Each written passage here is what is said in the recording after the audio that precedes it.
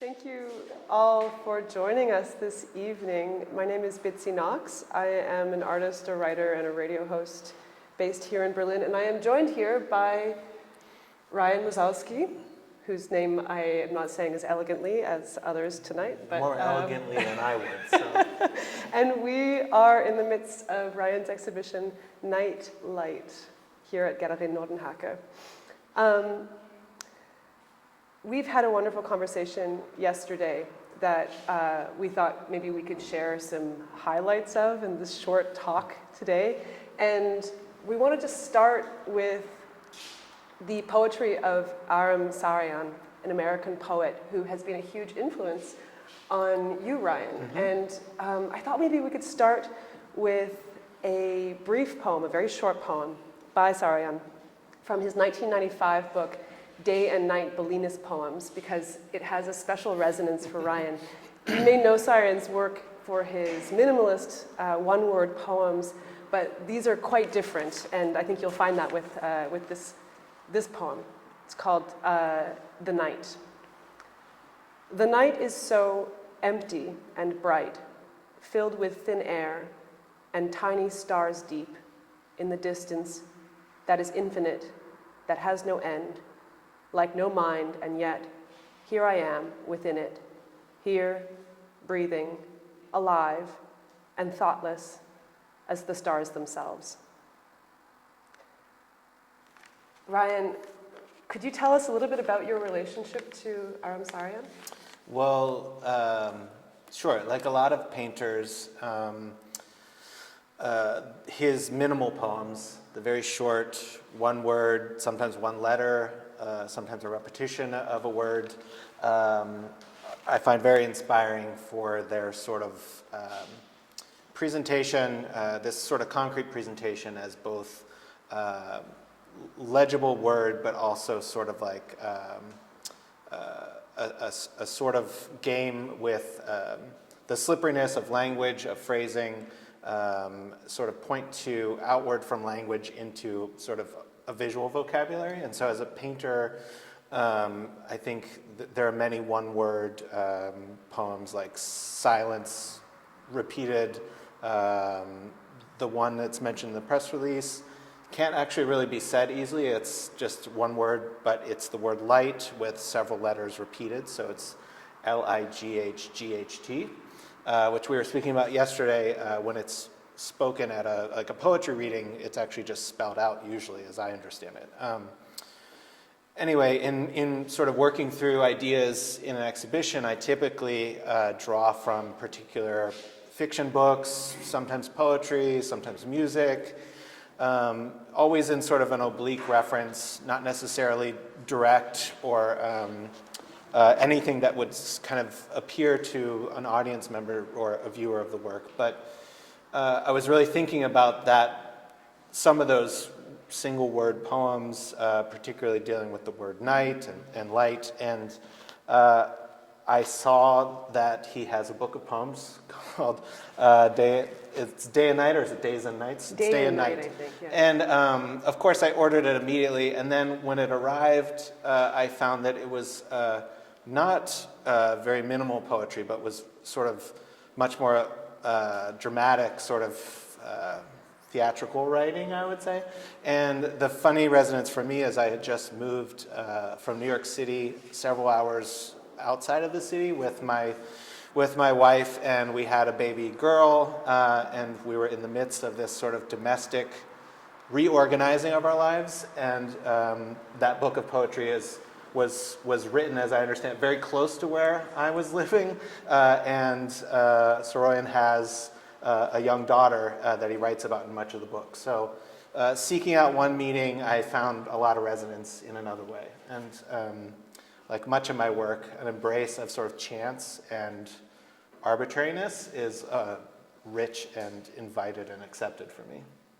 I love that. And what I thought was so wonderful about this as well was that with Sarayan, it was, I believe it was his wife who fished the poems for this book out of the trash can because they didn't feel minimal and important enough for him at the time. And I wanted to bring this up because you told me something that I thought was so beautiful about your baby daughter, which is that you spend these late nights often checking on her while she's sleeping to make sure she is indeed sleeping, something that I'm sure a lot of parents can empathize with and recognize. And that brought you to this very specific kind of light that is present in this exhibition, especially in these nocturne paintings here and behind everybody.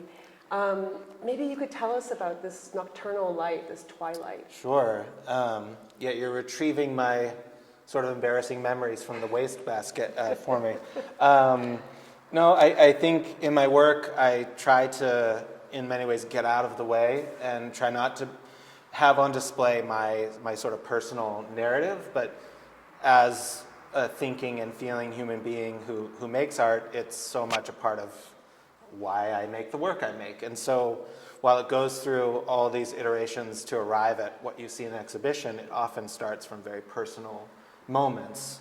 Sometimes, as I mentioned, something I'm reading, but in this case, being a new parent and sort of struggling for sleep and finding myself awake at hours that I would never have been awake during otherwise, not sleeping much, and at times often holding my daughter while being awake and thinking about art.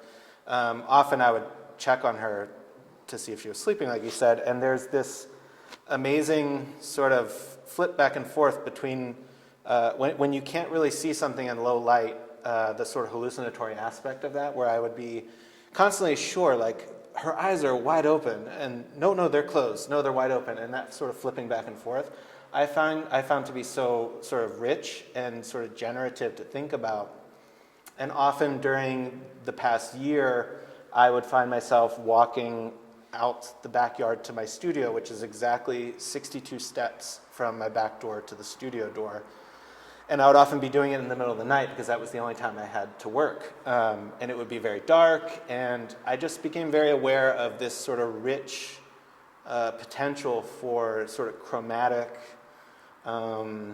sort of a heightened chromatic sort of color that would kind of be visible in low light. And I think it's, you know, very much tied to the fact that in the absence of light, our eye and our mind sort of fills in, you know, the details. And that might mean, you know, someone who's scared of the dark might see something, think that they see something scary or something. But for me, I just became really aware that I can't see very well, and what I could see seemed to be this like incredibly deep colors. And so I started really thinking about that as a sort of framing for an exhibition. You know, the idea of the absence of light bringing the presence of so much rich, vibrant color and experience. I mean, optics, I think, are quite important for you in your work, the sort of the science of optics. And another point that I think especially comes out with these nocturne paintings, but I think across this exhibition, is also this collapse of the foreground and the background. And I wondered about that as well, especially maybe with the painting that is behind us, these pairs. Yeah, I feel while there are several different bodies of work present in this exhibition, similar to most exhibitions I have, there is this shared interest for me in thinking through the way painting is a constructed space for me, especially when it comes to representational painting or painting that seeks to depict something. There is this sort of building out of the picture, and in the case of something pictorial like what's behind us, there's this background, there's a foreground, and I'm sort of interested in exploring the idea of the background as the stage, the foreground as the actors, and sort of in building out the space, in what ways can I, as a painter, kind of thwart or complicate the legibility of those different components? So something like this series of work behind us, which I title Pair, always plays on this idea of sort of component parts of a single image that require each other to complete a picture. So it's actually the same image painted twice, and what is on the left as negative space is inverted and is negative space on the right. And so, you know, taking an image and sort of plucking it apart requiring the eye to kind of jump back and forth. These sort of complications in sort of perception, I try to make very much the content of the work. Yeah, I think we spoke about it yesterday in relation to how you go about filling in this negative space and the really specific process that occurs there, because I think we talked about it as sort of filling in the void. Yeah, I always call them voids, and you caught on that word, which it's like it's so at hand for me that I forget that there's this actual like heavy symbolic like sort of meaning to thinking about the void. And so I think we both laughed at just the phrase filling in the void. I mean, I think that's such an interesting thing to sort of dwell on. As I'm making the work, I'm often applying layer after layer of really subtly different hues to kind of arrive at a void layer that at once acts as negative space, but also sort of sits on the surface of the painting in a particular way. I'm often using really sort of heavy, thick linen, which sort of has sort of thin paint run over it a certain way, and applying thicker layers, it sort of builds in a bit of a wobble to the hand. And so there's a sort of meditative labor to even creating a single solid color. So while the negative space, what I call the voids, appear on the topmost layer, they're the part of the painting that sort of requires the most attention for me and the most sort of building up. And similar to other works, other bodies of work, I'm really interested in sort of that play between positive and negative, asking what is the subject or what is the content of what we're looking at around us. And it produces, I think, and this is, I think, maybe the case across the exhibition, this very uncanny, I think we call it a visual stutter. I'll take it. You'll take it? Yeah. All right. Good. And I mean, certainly with the pair works, there's another of this series on the other side of this wall here, but also very much in the dot works. And, you know, I don't know if everyone here has had a chance to have a close look at this painting, because I will say that the first time I saw it was at a reproduction, and I had no idea its process. And I thought maybe, Ryan, you could explain a little bit about this painting. It's the series of paintings, rather. Yeah, they're all untitled and parenthetically titled Dot. And as a painter, often my ideas veer ever so slightly into a sculptural realm. And this would be an example of that, where this body of work is actually created by drilling and inlaying hundreds, if not thousands, of the white dot material into wood and then darkening the wood. The image of the work is generated by taking photos of polka dot fabric that I strew on and throw around on the studio floor. And what I'm trying to do in that work is create these two competing images. There's the grain of the wood that is, while it is darkened, still bears a lot of visible grain to it, and then there is the topography of the polka dot fabric rendered on top. And that sort of friction between two states of being I find super, super interesting. Yeah, it's really interesting, and again, it kind of really incites this visual stutter that I think works around the whole exhibition. And I mean, I think that brings me to something else that I've been really curious to speak with you about, which is these questions of patterning and repetition and patterning, where you know, very often we find ourselves desiring consistency with patterns and repetitions, and also expecting a disruption in that pattern. And I think that is something that comes out really clearly in these dot paintings. Yeah, I think that the expectation of like sort of continuation and perfection is something we have.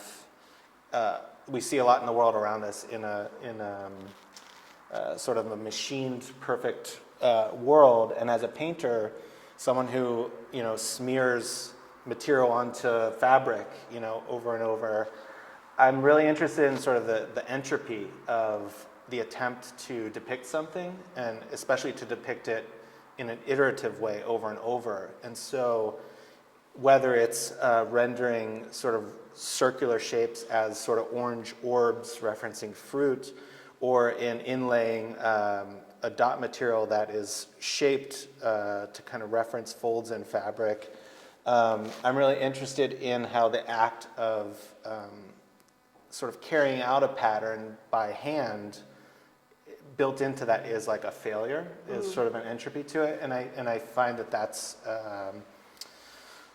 kind of a wonderful subject matter in and of itself for me to make paintings about.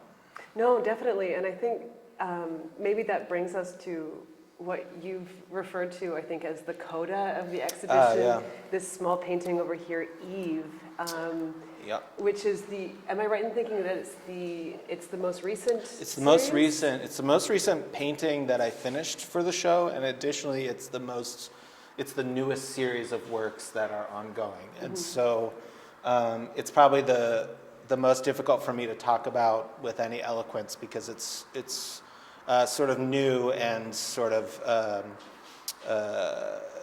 shifting in my understanding of it myself. But as someone who was interested in poetry and language, I've never dealt with text in paintings before, and yet I became really interested in this idea of legibility.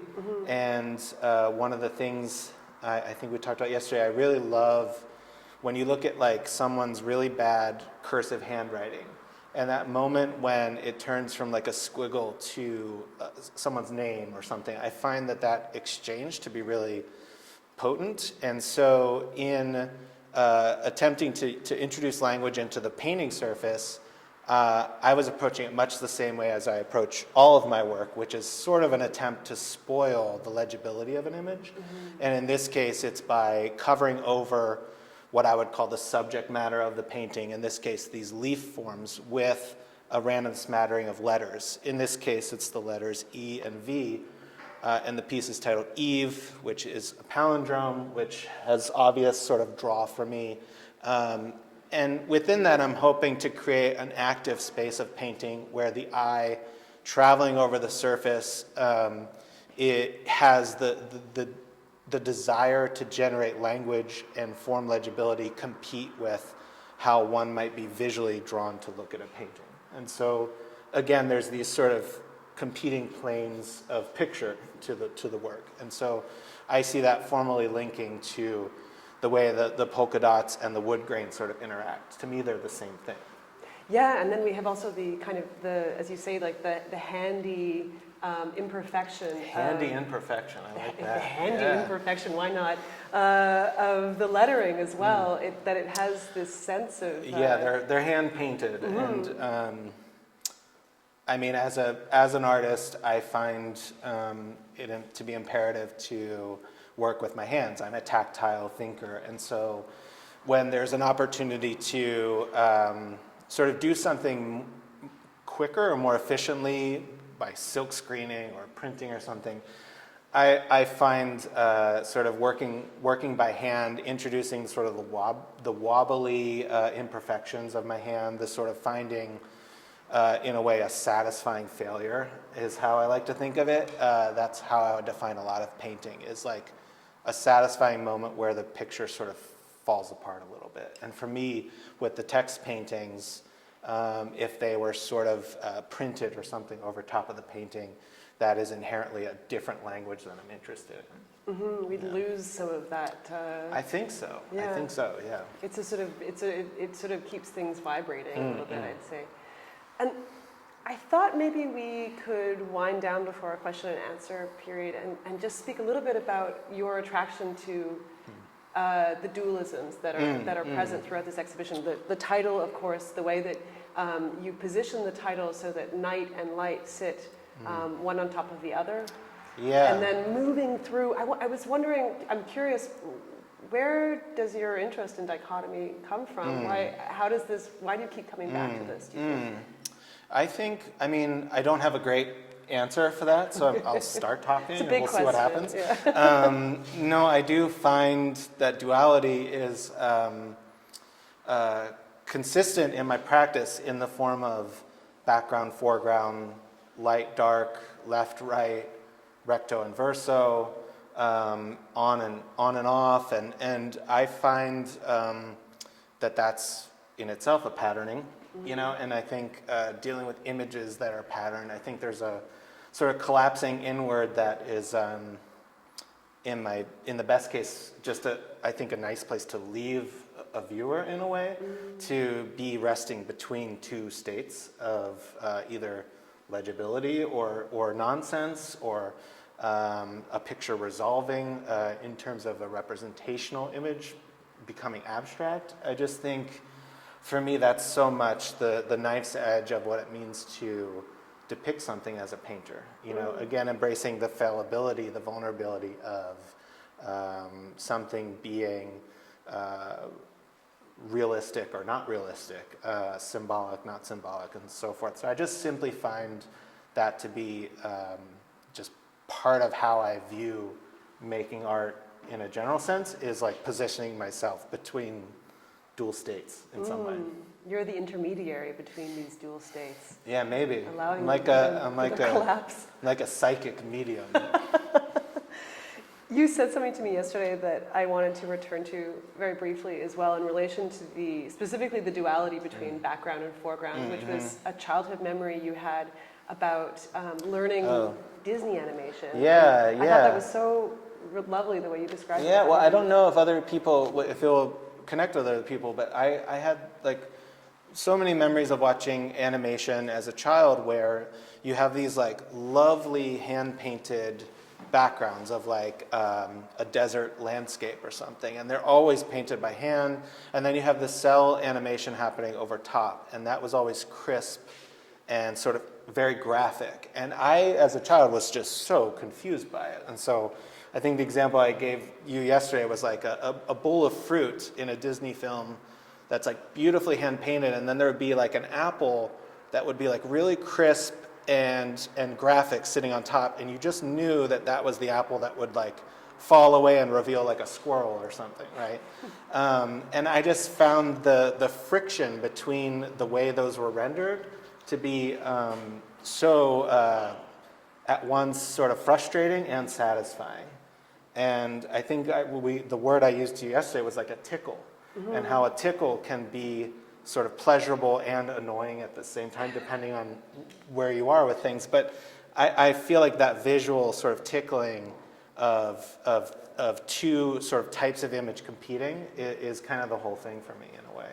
Yeah, and it goes all the way back to early memories, I think. It's fascinating, this kind of visual splutter, and maybe this desire as a kid to want to sit between that background and foreground in the cells. You know? I definitely wanted to be the squirrel in the bowl of fruit. I'll tell you. Well, I wonder, how are we doing for time? Are we're good? Should we move to a kind of question and answer period? Does that sound good? Does anybody have any questions they would like to ask Ryan? And after all, a painting is only, I don't know how deep is it, how thick is the painting? 2 millimeters or something like that. Everything is flat, and that is phenomenal when you look at this. It's illusion, but it's also rhythm and music, and so is that. It's funny you say music, because I think often of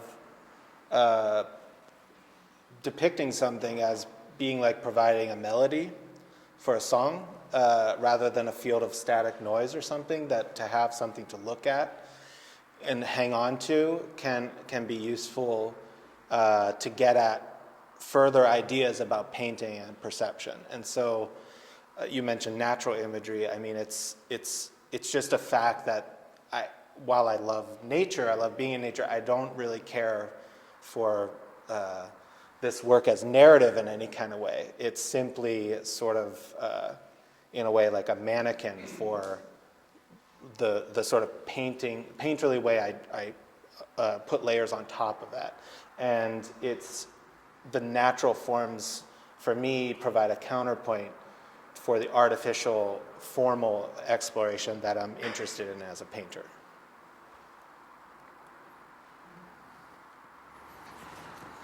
I have a question. I like the dot pictures a lot, And I see all these lines in these dots. How do you get the lines in there? Yeah, whatever. I see lines. Yeah, they're made by really faithfully trying to replicate photographs that I take in my studio of polka dot fabric, and the shapes that make up the white dots. There's actually four shapes. There's a perfect circle, there's a fat oval, there's a skinny oval, and then there's a half moon. And I draw them out to mimic the fabric, the photos of the fabric, and then it's just a matter of many hours of hammering in the dots, but they add up to kind of, in my mind, be in no way sort of trompe-l'oeil or super illusionistic, but they are entirely referential, and there's no invention happening in that faithful attempt to sort of inlay the material as close as possible to that photo of fabric, albeit with some crude material constraints by limiting the sizes and sort of the physicality of hammering in the material over and over again. There's inevitably chips in the wood, there's things are inlaid at different depths, and there's a lot of handmadeness to it that provides a bit of wobble, but for the most part, they're simply just a really earnest attempt to depict that sort of illusionistic fabric, basically. Thanks. Yeah. You were talking about repetition, right? When you like about repetition, and when you like how you feel when you cut a repetition. Mm. I mean, I love repetition. As an artist, I've occasionally taught at art schools, and I was always fascinated by setting up like a still life in the center of the room, and you have maybe 20 students and all sort of seeing something from a different angle, and just this sort of iterative approach as I would walk around the room. I just found that really engaging for me. And then it points at something I feel as an artist where the repetition is built into even the gesture to depict something. You're already on step 2 of a pattern. You're seeing something and then you're replicating it. And I find that the further along you get with a pattern, that sort of entropy of imperfection, of doing something over and over again, it's sort of like we would have like a game of telephone where if you repeat a word enough, it loses its meaning and sometimes becomes an entirely different word. I feel like visually doing that with pictures is sort of, the golden end that I could, try to shoot for. And in terms of pattern having sort of an end point for me, I think there's a suggestion of things continuing beyond the edge of the canvas that I find super interesting. Just the tension of having those four sides sort of arbitrarily sort of keeping the world in view. And I mean, I just think that that's enough for me to start from, and then where it goes, I have no idea. It's a little bit like in music with the delay pedal, no? Yeah, we were talking mostly about music. Bitsy's a musician, and I'm an artist with a midlife crisis of playing music all the time and spending money on music gear. And there are these effects that introduce an echo, and often they're made by using tape loops. And it's an imperfect copy. It's like an echo. If you were to shout across a canyon, what comes back is not the same, but in some ways it's better. Mm-hmm. So. And the more effect you add, the more corrupted the sound can become. Yeah, the more beautiful it gets too. Exactly, yeah. Any other questions for Ryan? Looking out on this audience of beautiful people? No? Okay. Thank you. Well, thank you, Ryan. I think maybe we'll call it a night for this talk. Please make sure to go around the corner as well and see the second part of the show as well. And thank you so much for joining us. Thank you, everyone.